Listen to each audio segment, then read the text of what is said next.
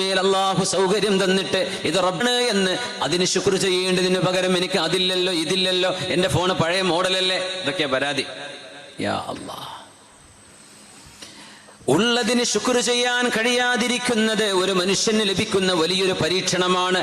ആഫിയത്തുള്ള ആളുകൾക്കാണ് അത് സംഭവിക്കുന്നത്. അത്രേ ശുക്ർ ചെയ്യൂല. നമ്മുടെ മക്കളൊക്കെ അങ്ങനെ വളരുന്നത്. വേണം വേണം വേണം എന്നല്ലാണ്ട് കയ്യിൽ കിട്ടിയതിനെ കുറിച്ച് പിന്നെ ചിന്തയില്ല, അതിന് ശുക്രില്ല, അള്ളാഹുവിനോട് നന്ദിയില്ല. അതുകൊണ്ടാണ് അല്ലാഹു തആലയോട് ഹിദായത്ത് ചോദിക്കുമ്പോൾ അള്ളാഹുവിന് സേവനം ചെയ്യാനുള്ള തൗഫീഖാണ് നിങ്ങൾ അള്ളാഹുവിനോട് ചോദിക്കുന്നത്. പടച്ചവന് സേവനം ചെയ്യാനുള്ള തൗഫീഖ്. അള്ളാഹ്ക്ക് സേവനം ചെയ്യേ, അള്ളാഹുവിന്റെ മസ്ജിദിന്, ദീനിന്, ഇൽമിന്, സമൂഹത്തിന്, പാവപ്പെട്ടവർക്ക്, രോഗികൾക്ക്, നിരാലംബർക്ക്, രാജ്യത്തിന്, നാടിന്, ജന്തുജാലങ്ങൾക്ക് ഇതൊക്കെ ഖിദ്മത്ത് ചെയ്യാനുള്ള തൗഫീഖ്. അതാണത്രേ ഹിദായത്ത് എന്ന് പറഞ്ഞാൽ. കാരണം